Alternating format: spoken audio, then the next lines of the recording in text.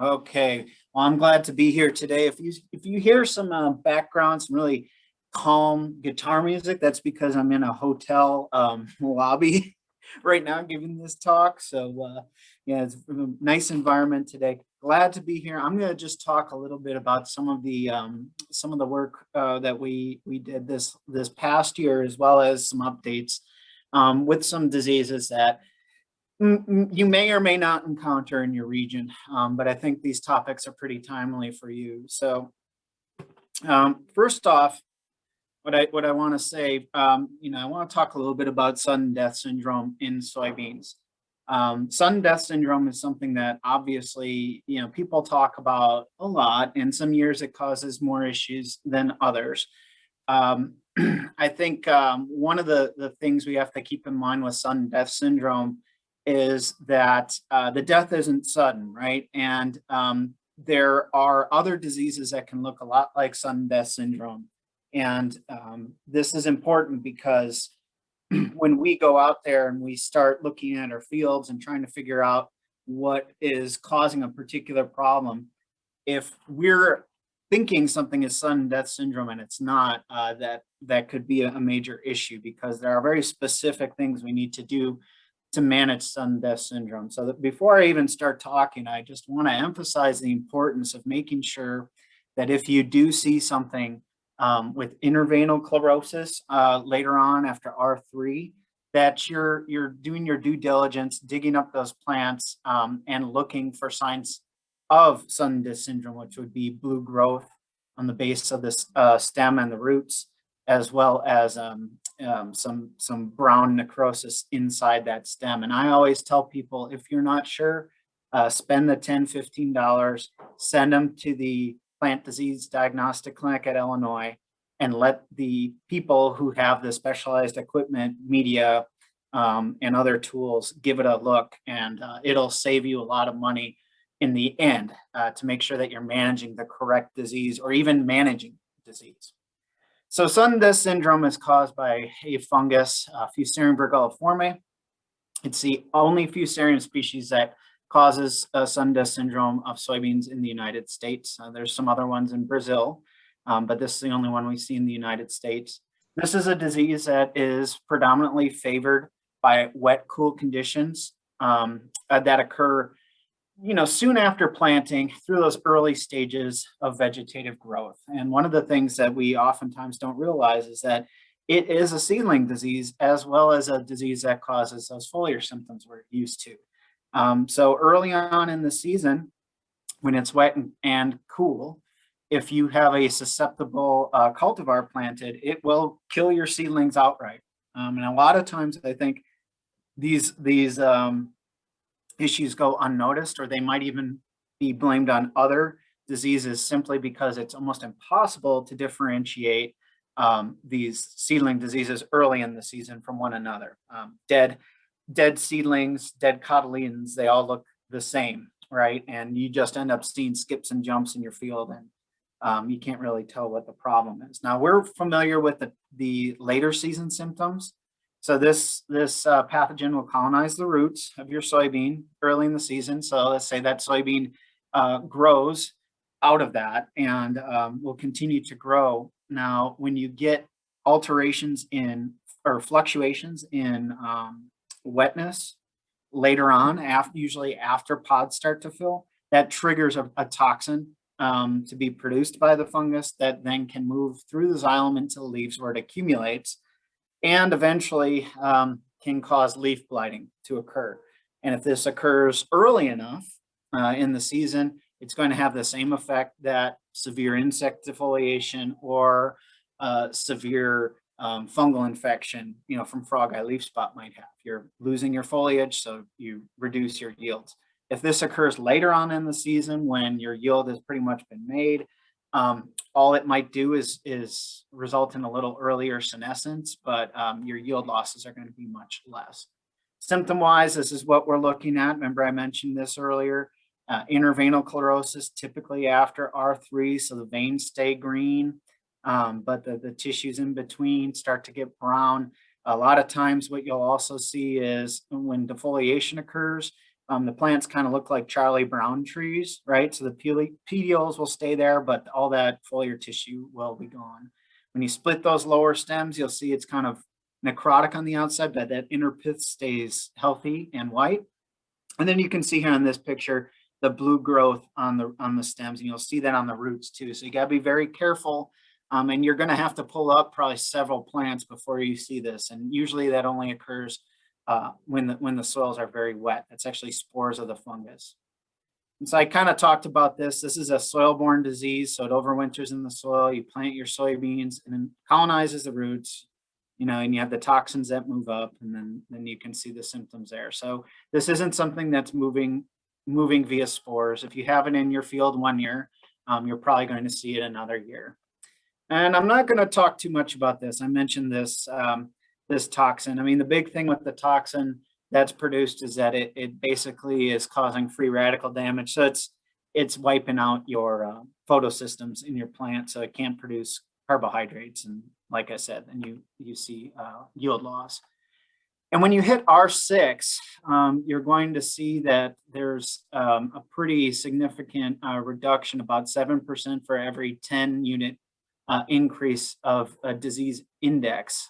And a disease index is basically that's the number of plants that have any sudden death syndrome. So if you had 5 plants out of 10, that would be, an incidence of 50%. And then you have a foliar symptom that's kind of based on a rating scale from 1 to 9. And so what they do is they multiply those two together. They come up with this value called a DX. So the higher the DX, it's going to mean that there's more damage due to sudden death syndrome. Okay, and this is useful when we're comparing cultivars or we're comparing products for their efficacy. So when we're talking about managing SDS, the first thing that you got to remember is that host resistance is out there, and it actually is very effective when it's used. Now we have to remind ourselves that this is quantitative resistance. So that means that it's not going to be immunity. It's going to be a gradient of highly resistant to, not so resistant. And then it'll obviously produce a better result in the presence of SDS infested fields than something that's completely susceptible to the disease. So quantitative, these are going to be controlled by many different genes. That's why there's kind of this range in their effectiveness. They're very hard to test in the field just due to the nature of the disease and how everything is expressed. But one thing that they are is they're stable. So once you introduce these traits into a line, you're able to, introduce them into subsequent generations fairly easily, and you're not going to lose those characteristics. Now, one of the things I like to mention here is, I like to present these data when we're talking about resistance, and what we tend to see in our soybean cultivars that come out. And typically, what we're seeing or what we have seen in the past is anytime a new herbicide resistance trait comes out, we tend to see we lose a lot of materials that are resistant to SDS. And this is probably because, those materials are being screened more so for that herbicide treatment, and yield, herbicide resistance and yield, and maybe, the SDS screening becomes a secondary or tertiary thing that that's looked at. So if we look at some of these data from Jason Bond from SIU in 2005 here, our susceptible check had a DX. Remember, the higher the number, the more disease it has. So this is the one that we know is susceptible, and it's scoring a 50 right here, which means anything to the left of that that's less than 50, you would consider to be resistant. And you can see here, of all the cultivars that Jason's group screened that year, there was a very high frequency that you would consider to be resistant, very few that you'd consider to be susceptible. In 2017, it's the same story, right? You got a lot to the left of that particular susceptible check. However, when you see the release of Roundup Ready 2 beans, now you see this sort of pattern, okay? And now, instead of having everything to the left, now you have all these varieties here, or cultivars here, that are very susceptible to this disease.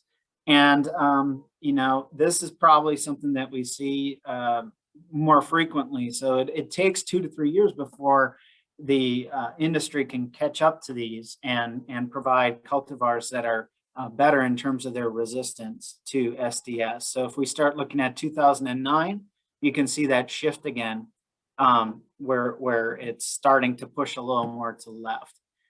With the kind of lack of these sort of data being published, some of the newer data, and I guess this is the last data that Jason had here. When you see this bell-shaped curve, it kind of makes you wonder what we have in terms of what's available to our producers. The nice thing about resistance is that it's always active, right? You don't have to worry about timing. You don't have to worry about windows of efficacy. It's going to be effective from start to finish. So if you are in a situation where you have been nipped with sudden death syndrome in the past, and you have other factors that might increase your risk, like maybe you're really pushing your planting dates, and you might run into some cool weather a little longer, maybe the soils aren't as warm, so your emergence isn't as fast. Going with one of these varieties that have a better score for SDS can be very effective for you. Now, there are several different hosts for Fusarium virguliforme, and I bring this up just simply because of all the interest in cover crops out there. And there hasn't been a lot of work in terms of the impacts of cover crops on SDS, but we do know that there are several hosts here, and I list some of them. You get into the clovers and some of the vetches, and that's why I kind of mentioned that, some of these can be alternate hosts. I don't know if they can actually increase the amount of SDS in the field, but they may not reduce it. Okay, I would just make sure that when you're choosing cover crops, that you keep this in mind. I think mixed cover crops might be a better choice than going with straight legumes or something like that. But we want to be avoiding our clovers, and even if you're in production for, say, you're doing cows, and or even if I don't think you have many horses up in your area, but alfalfa production rotated with soybean also can host and increase this pathogen in soils over time. One of the things that we typically would say when we're managing diseases is you should rotate, and that is true. It's a great practice. Rotating will improve your yields and reduce your pest pressure and pathogen pressure for the vast majority of systems, and help you out a lot. But the thing is that we're finding with sudden death syndrome is that because it is a fusarium, it's what we call a necrotroph, so it grows on dead decaying tissue, and it actually does grow a little bit on corn, but we're finding it actually sporulates very well on corn.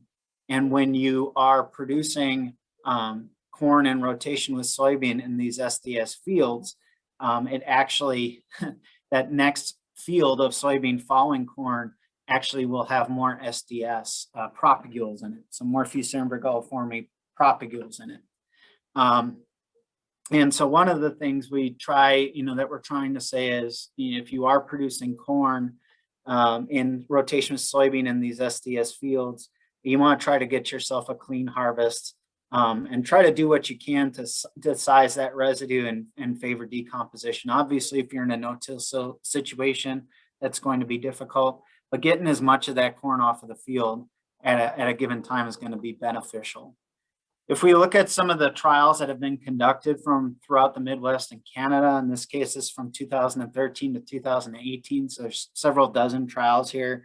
We look at the foliar symptoms and resistant versus susceptible cultivars, and you can see here our reduction in our DX overall. We're going from about 22 as our value to about 4.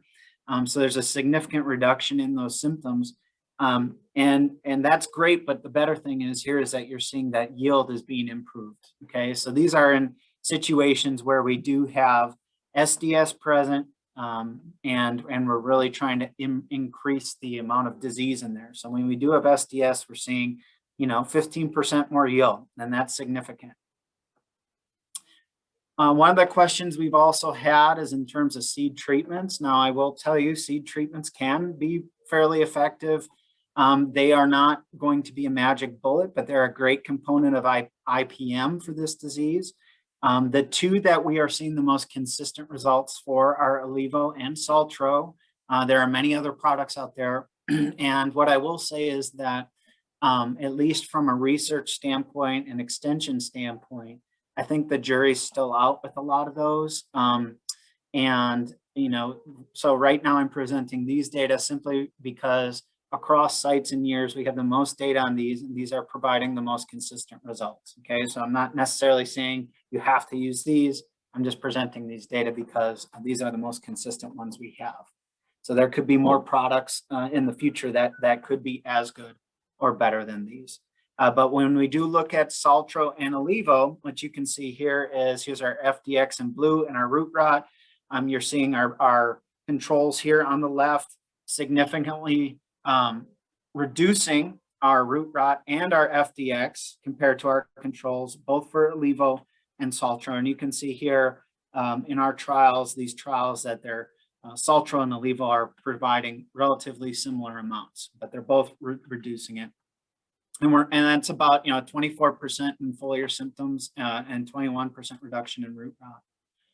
And then that increase is going to be a 3% increase. And these effects, if you think about the effects of cultivar and seed treatment, are additive, which means if you take that increase of whatever it was, 15%, 16% with the resistant, and you add on an Olivo treatment, you're looking at closing in on 20% improvement in yield relative to a non-treated susceptible check.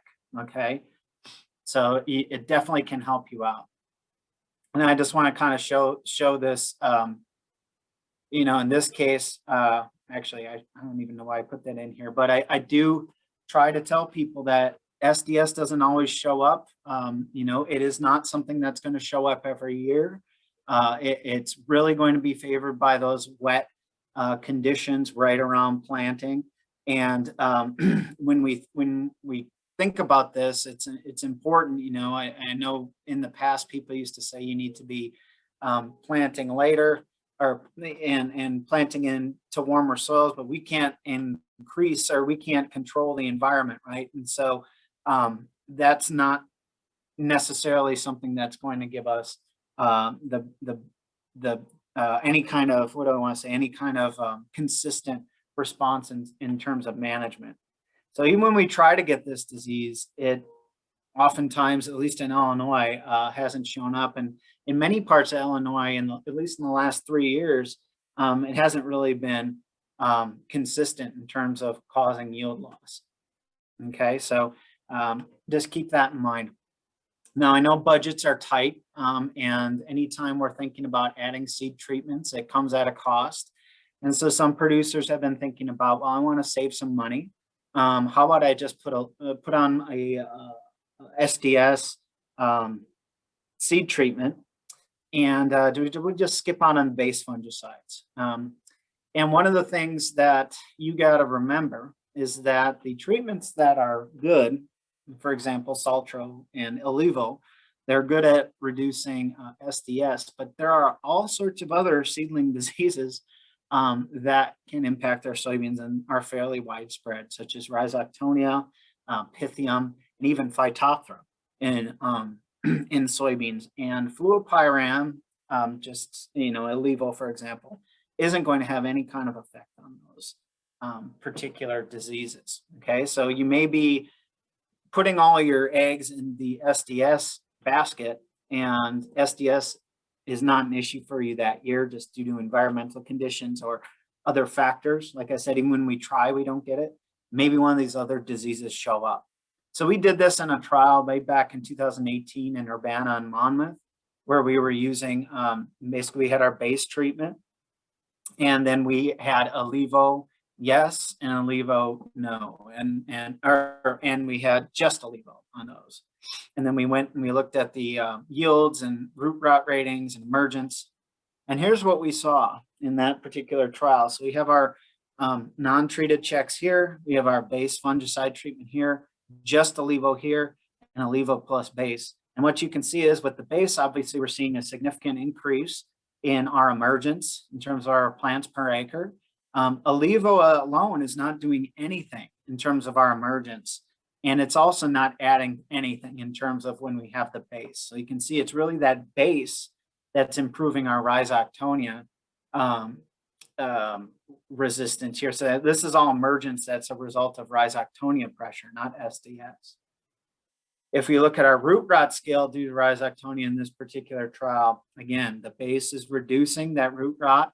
Olivo not having any effect, and it's not adding anything to the package in terms of Rhizoctonia management. And then the big thing here is yield, right? So if we look at our non-treated here, here's our base only. We're getting, I mean, almost 10 bushel increase here just by including that base in this case with the Rhizoctonia. And again, Olivo not giving ourselves anything and not really adding anything to the base as well. So it's really important for us to remember that there's many different seedling diseases that can affect our soybeans. And if you're going to be making an Olivo application, you're better off making sure that you also, or even Saltro, that you're also including your base treatment as well to hedge your bets, because you never know what kind of situation you're going to be in. Now, Rhizoctonia, this is what I was mentioning in that trial. This is a fungal disease. It's widespread throughout Illinois. There's many different species of Rhizoctonia, and as a result, you have Rhizoctonia that can impact your corn and Rhizoctonia that can impact your soybeans. One thing to keep in mind is that the Rhizoctonia that's aggressive on corn is not going to be as aggressive on soybean, okay? And so for this reason, even though this disease can have multiple hosts and it can overwinter for several years, rotation in this case can help you to minimize the buildup of strains that are aggressive on one particular crop, right? So if you continue to plant soybean after soybean, you're going to favor aggressive strains that are, for soybean. Same if you went to corn. So in this case, rotation can help in that way. Typically, we see Rhizoctonia as a problem in very high organic matter soils, no-till, high moisture soils when it gets warmer. So you do have it wet early in the season, warm temperatures, and oftentimes stress, soon after planting, you hit a drought like that, then you're going to see Rhizoctonia issues. The big thing you see there is damping off. So just like that SDS, you're going to see these plants will die early.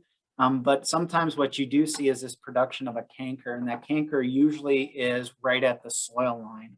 So what a canker is it's necrotic tissue and kind of like a sunken lesion on the stem. It tends to be reddish in color, oftentimes has a very defined black margin, and also kind of a corky feel to it, I guess, or spongy type feel to it. These are what you might see in some soybean seedlings that are affected. See these sunken lesions here? This is what I'm talking about. This is an extreme case, but you can imagine those. You can get the root rot where the plants will die, and then the lesions at the base of the stem. So you're ruining all that or destroying all that conductive tissue. And so the plants will just wilt and die, and you end up having these patches with, dead plants here. Plants can survive. And oftentimes, if the conditions aren't conducive for the pathogen to take over, after infection, the plants can survive and still yield, but they're going to not yield as well. Oftentimes, they're going to be stunted as well as a result of the infections and reduced root growth. I wanted to point this out just because this was a trial where we had some good results, and this is something that's going to be, I think, available next year. So I just want to show this year just because we had permission to.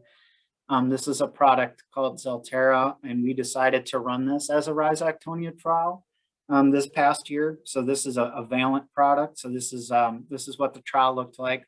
We were running these seed treatments with and without Rhizoctonia inoculum.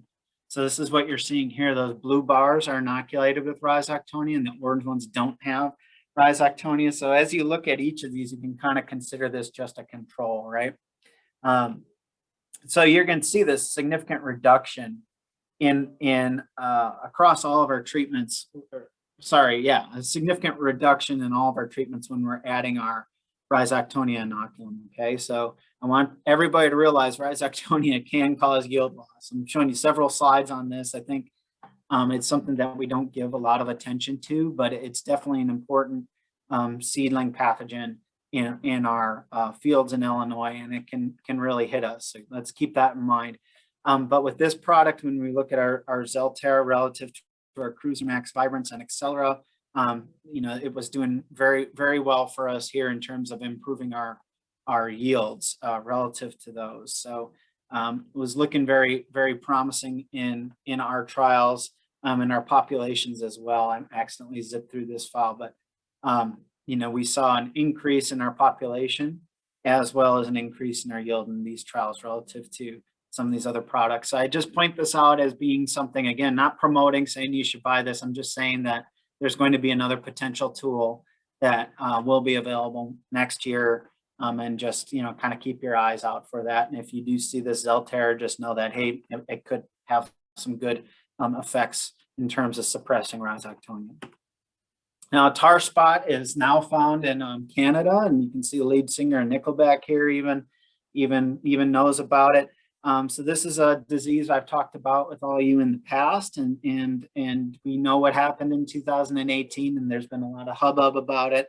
The last couple of years hasn't really been too much of an issue, and that has to do predominantly with the environment that we've had. So you think about 2018 versus what we've seen recently, and we know that this is a disease that really likes it wet after canopy closure. And if we have conditions like we've had in a lot of parts of Illinois, where last year we had very hot, dry conditions, this is one of those diseases that's just going to peter out. It's going to be, in my opinion, and in that way, it can be very similar to common rust, right? So common rust, cool in the beginning of the season. You see it, then if it gets hot, it typically gets hot, that disease doesn't move, and then later on in the season it picks up. In that regard, it's somewhat similar to common rust. This is our current distribution that we have right now. So I mentioned we do have it in Canada, and we also, hey, my arrow's all shifted. We also have this interesting little observation in Pennsylvania. I think you can see this. Why would this be so isolated here? I think there's pretty good evidence that where that was found was probably being a result of accidental movement of infested tissue from somewhere else.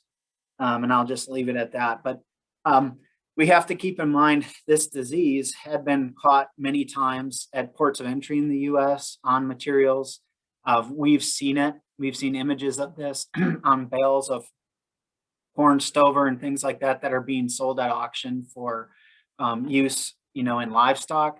So anytime that we have something like this that can infect corn tissues and overwinter on corn tissues, when we move those materials on equipment or on plants or plant parts, we're potentially moving it into other areas, and you just have to keep that in mind. So most of this spread over here is, probably due to a combination of material movement, but also aerial transport on spores. But then when we have things like this, we have to realize that's probably playing a role. This is the disease cycle. I've talked about this in years past. So we know that at least part of the disease cycle is it's overwintering in the black spots that are present on the leaves, husks, and stalks of the plants infected during the season. So it can overwinter at least 1 year there. Then after canopy closure, if we have rains and somewhat cool, moderate temperatures, there are going to be spores produced from those black spots that will move up onto the leaves and infect. After about 2 to 3 weeks after infection, you'll see the production of these black spots that are on the leaves, and they often will, I tell people, they will extend and expand with the leaf vein over time. So they start out as these round black, oftentimes raised spots, but as they develop over time, you'll see them stretch out with the veins. And they also kind of give it this almost like, I've heard people call it like a whisker look to it. So keep that in mind as you're looking for this disease. They won't rub off like insect poop, but in Illinois, you're probably not going to see this thing until those canopies start to close. Okay, so you're looking at V12, V14, somewhere in there, where you might first start to see it in your wettest fields. If you see it much earlier, or you think you see it earlier than that, it will be important for you to make sure that you know what you're looking at. I think in the past, insect frass has been the major culprit. If you see black spots that are not uniform across the field in terms of their incidence, or if they're only found on maybe one leaf and they almost look too perfectly round, just spit on them, rub some water on them, they should come off, okay? So you don't want to be calling in a fungicide for insect feces. So here's some new data. This is coming out of my former lab here, still working on this. So what we're interested in, we don't know much about this pathogen, right? We don't know much about Phyllochera matus, what causes tar spot. We don't know much about Phyllochera in general, because outside of corn, they're not really considered to be a pathogen of interest because they don't do much on any important crops. We see them on prairie grasses. We see them, you know, in forest edge forbs and things like that. But in terms of like major economically important crops, we don't see much. So what we did is we collected samples from across different countries, years, and hosts. And so this is a very complex diagram. I'm going to make it real simple for you. You look at this outer edge. If it's green, that meant that the sample came from corn. If it's black, it came from something else. You can see here some of these are identified, so they're a GenBank sequence. So these were deposited in databases, you know, as identified as certain species. And the other thing that we want to keep in mind here, these are each individual isolates or from individual stroma, and then the sample origin here. Okay, so complex. I'm going to break it down again. Think of this as being a road, and we're just taking lefts or rights at our forks in the road. So our first fork in the road here is right here.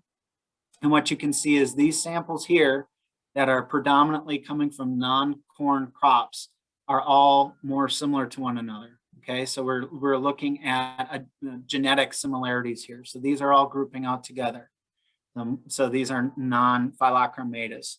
Then you look in this group here, and what you see is these are all from corn. They all group out with this Phyllochera matus. Most of these are coming from Mexico, okay, by and large. And these are all, you know, our US samples. This is our second group here. But then we have this third group, this very large group here. And what you can see is there is a big mix in terms of what we have in this group, host range wise. So the take home here is it looks like we have two subpopulations, or maybe even two potential species of Phyllochera that can infect our corn. The other thing that this makes me think here, due to all of the intercalation, so all the mixing of the hosts, is that this group here, maybe this one's specific to corn, but this one here, maybe there is an alternate host somewhere. That doesn't mean it's in the United States. It could be in Latin America. I know we typically say how specific these are. I think we just need to be a little cautious with that. So right now, we don't think there's an alternate host, but there's some evidence that there's at least two subpopulations, and how these populations behave in terms of their aggressiveness, in terms of what they do, I can't say. What I can say is that some of these isolates you can find in the same sample, right? So we might have an isolate that came from, well, I don't have a good one here that I can pick up, but you might have one from Illinois that we isolated in Champaign in a field. And then we might have it, you know, group out here. In that same field, we'll have another one that groups out here.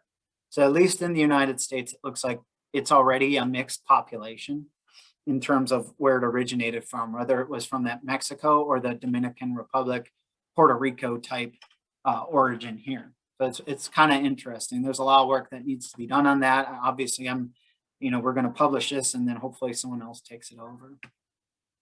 But really, I just want you to realize that this is, you know, if somebody says there's no alternate hosts, let's soften that a bit. You know, there are no known alternate hosts.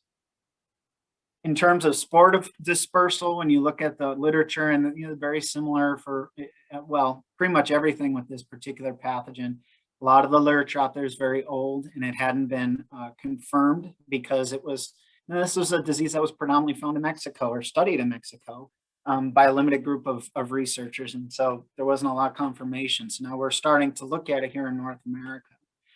Now in Mexico, some research done back in the mid 90s by this guy named Hawk. He showed that, or he stated that he didn't think it moved much further than about 75 meters based on his work. Now we're observing, and by we, I mean me, are observing that it's at least going to be 560 to 1249 meters, so almost 3/4 of a mile. And I suspect it's probably a little further than that too. And I say that because of some of this work that we had published last year. And so I was taking a walk with my dog, and I live in town, right in Champaign, and my neighbors had some decorative corn that they had planted in their backyard in a flower bed. And I just, they weren't home, right? So I just walked over there and I looked at the corn and I'm like, look at that, there's tar spot on here. Well, obviously that tar spot isn't coming from residue on the ground like you saw in our disease, cycle. So those spores had to come from somewhere else. So what I did was I marked that location, I GPSed it, and then I went ahead and I surveyed all the corn and soybean fields in that area. So that's what this map is showing. So this is point 0 is where we found that, and then each of these would be different sites, and those sites here are located, or the numbers here correspond with those. And so what I did was I know what these fields are. I surveyed the fields to see whether they were corn or soybean, whether or not they had tar spot in them or not, and then whether or not they had corn residue, so basically the cropping system of those. And what I found is that in this case, those if it was coming from residue, which I think in this case is not likely, but let's just say it was, then it was going to be coming from this field here, which would have been field 2. Where are you? This guy over here. Okay, so this would have been a field the closest field that had corn residue in it that could have moved spores onto that plant. If it was coming from this year's corn, which again I think is very unlikely just because there was so little infection of the corn, it would have been coming from this plot here. 13 would have been the closest field. So it would have been moving over here. Now, because all of these fields here had such light infestation, my guess is it probably came from even further away than this. And yes, we had the derecho and we had, all these other wind events. And why do we think it's moving further as well? We have evidence of kind of top-down infection in Iowa and other areas, as well as kind of that general somewhat rapid spread that we've seen with this disease in the Midwest through Canada. So we do think it's definitely moving further than the 75 meters. You got to remember too, we're not in Mexico where they're growing corn in the mountains. We're in very flat topography. We get these wind events. So, it's possible that we're getting these things moving further here than they would in Mexico. So what I tell people is, okay, in terms of environment, think of this as being similar to common rust. In terms of movement, it's probably going to be more similar to like northern corn leaf blight, where it can move maybe a mile or two on the air and not necessarily going to be moving as far as a rust, but it can move. Now, that being said, people ask the question, well, what about residue management? And if we do anything to the residue, is that going to help with our disease? And, what we did this past year and is that we had a couple of trials actually, where we were having these somewhat, I guess you consider these larger plots where they were either tilled, okay, or no tilled. And even when they're tilled, we're still left with some residue on that surface, right? The other thing we have to remember is that the type of tillage that we're using, this is ripped, but if you're just disking something, that's going to result in a different amount of residue, a different type of tillage than another. So that's one of the issues when we do these tillage trials. A lot of times we're not actually saying what kind of tillage or how much residue is left. So in this case, we know we were going from about 80% to about 22%. Okay, so we still had residue on the ground. And then we were applying a fungicide at VT just to the inner 5 foot by the 75 foot, and then we're rating the inner 50 feet. So we're really trying to reduce any kind of edge effects here. So big plots with tillage, small fungicide application, then we're going in and rating the inside, and then we're harvesting them. And this is what we found last year. Again, I'd like to see this repeated. I'm not around anymore. I hope someone takes the reins for me. But we did see about a 16% reduction in terms of tar spot severity, with our tillage. But we really, the biggest reduction here at this site was with our fungicide application. So obviously, this would be evidence that, look, you don't have to till up your field if you're in a no-till production system. If you're in a conventional system, that tillage could potentially benefit you. And the benefit, at least in this particular trial, where we were taking from 80 to 20% residue, was about a 16% reduction. Okay, it's an additive effect when we're looking at adding it to a fungicide. So in this case, those treatments that had a fungicide and tillage would have, been even greater in terms of the reduction. So when you're thinking about integrated disease management, those people in conventional systems, that tillage might have an impact. It's not going to completely eliminate the disease. And remember, it still can move in from other fields, but think of your source and when that disease will start. If you have it in your field and it's moving up onto those leaves, it can move up a lot earlier than if it's coming from another field, where it might have to have a couple of rounds of inoculum before it builds up to a point where it can move out of that field into your field, for example. So you think of your disease progress curve, that means maybe your disease starts a little later than it would if you were in a just straight no-till. So I'm not saying you have to till. It's definitely not going to be a huge benefit, but it could be part of an integrated management program. There's a lot of things in terms of fungicides, and obviously more products are being tested now that we have more sites that we can test them at. We had some really good results in Monmouth this year. One thing I do say when you're looking at my data from Illinois is that we also had southern rust in Monmouth. Okay, so any kind of yield impact is an effect of tar spot and southern rust.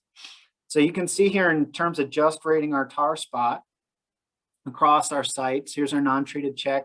You can see there are some products that just don't seem to work at all or very well at all across our sites. And then you see there's some products here that consistently are working better across sites. Illinois and Monmouth were the ones that had the largest amount in terms of tar spot. Typically, what I'm seeing or saw in our trials is you have to start getting close to 25, 30% severity before you, and this is at R5, so near maturity, before you start seeing any kind of significant yield loss. So consistent yield loss that's reliably causing a reduction. Okay, so that being said, these are the results in terms of yield, significant yield response in one of these 4 sites. And you can see here numerically, Indiana was close, but here obviously we had some pretty significant results. That, as I said, also probably there's that southern rust impact here. So I don't want you thinking that this 182 to 202 is just a tar spot effect, but we do see a yield response. We also evaluated some other products here at Monmouth that weren't included in those multi-site trials. And again, we have some products here when we're looking, these are going to be evaluated 49 days after application or 41, depending on the color of the bar. Different letters mean within a color that they're statistically different. Okay, so I just focus on the 49-day after application. A couple of things here. Look at this. This is 41 days. You're looking at about 11, 12% severity on the ear leaf. Coming at 49 days later, and you can see this drastic increase. Okay, so that is why making an application of fungicide is going to have to be timely for this particular disease. You don't want to be waiting too late because it doesn't take long. Once this disease gets into an exponential phase of growth, you're going to see these large increases in disease.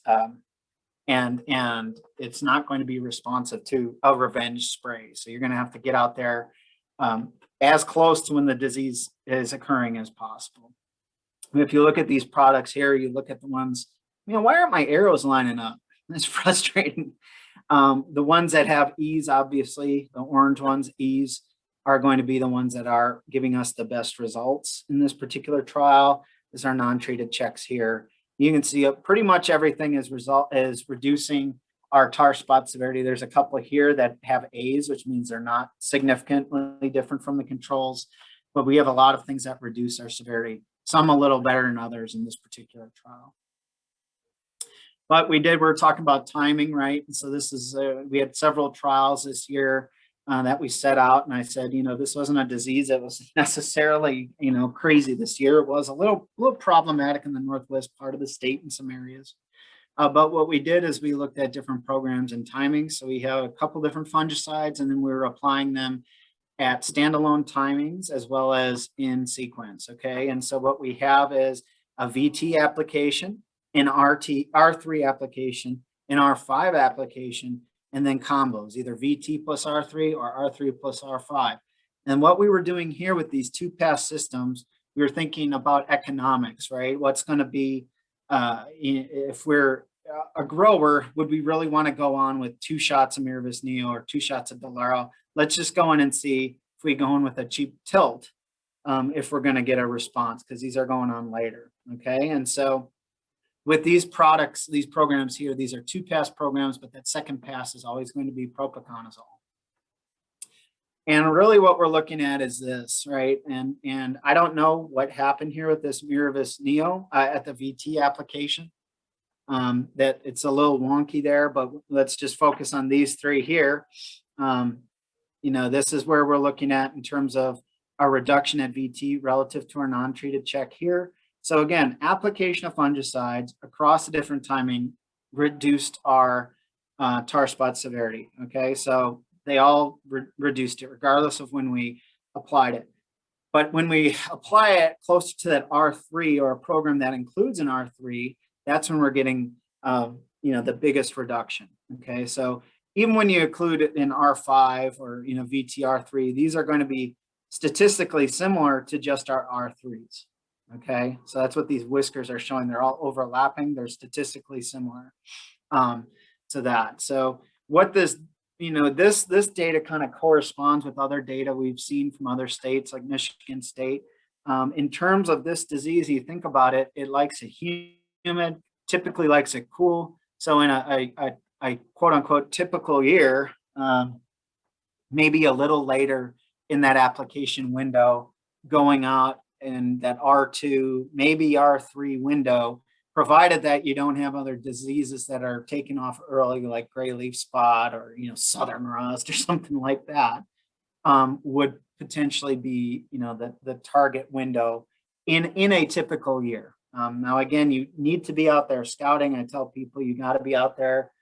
For this disease, that V12 to R4 period is probably when you want to be out there looking for this disease.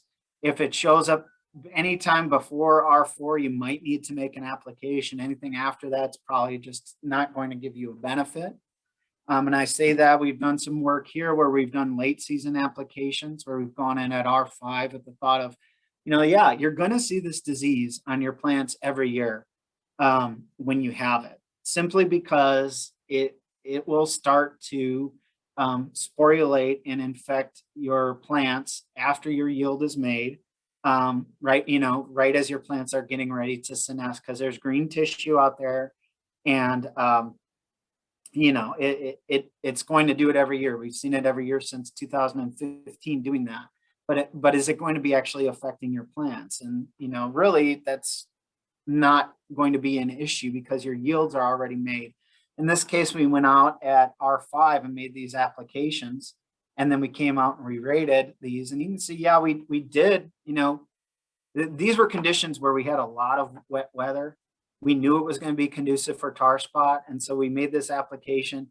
We had some disease there, so this would have been like a perfect situation. If I'm a producer, I'm scouting, okay, I'm going to go in at R5. So we reduced our tar spot, but there just wasn't enough time in the season for this to develop to a level where it's really going to be significant and cause yield loss, right? You know, I was talking about you have to get up to about 25% before you start seeing yield loss. In this case, we were at 8%, and we had quite a bit of time here for this to build up. We did reduce our disease to significantly. Again, that's consistent from across our trials. There's even a difference in senescence right here, but at the same time, we're not seeing any impact in lodging, and no consistent differences in terms of our yield either. So really, when it comes to managing this disease, I tell people, scout. Do not pay attention to your more, those diseases that you're going to encounter more likely year to year, like gray leaf spot or northern corn leaf blight. If you have a susceptible hybrid, you start seeing gray leaf spot showing up, in that mid canopy before VT, you probably need to think about a VT application. You don't want to wait until R3 if conditions are going to be wet. You've got a racehorse hybrid and that disease is already taken off. You should be concerned about gray leaf spot in that case. So, just keep in mind, this is a disease that, we know it nipped us in the butt in 2018. We're learning more about it. I think in the next couple of years, we're probably going to see some better materials that are resistant to it. But just keep it on your list of diseases, but don't let it, rule your decisions. It's important to manage all the diseases that occur in your field, and just be out there looking at your fields. That's the really important thing, because that's going to help you make sure that if you do need to make a fungicide application, it's made timely, and it's going to improve the likelihood that you're going to see a return on investment. So with that, that's going to be the end of my talk today. I think I'm pretty good on time, Philip, maybe a little more than I needed. So with that, I can take any questions if there are any. Otherwise, I think most people know that they can still get a hold of me through email as well as Twitter. And for those of you that have my phone number, you always feel free to give me a ring as well.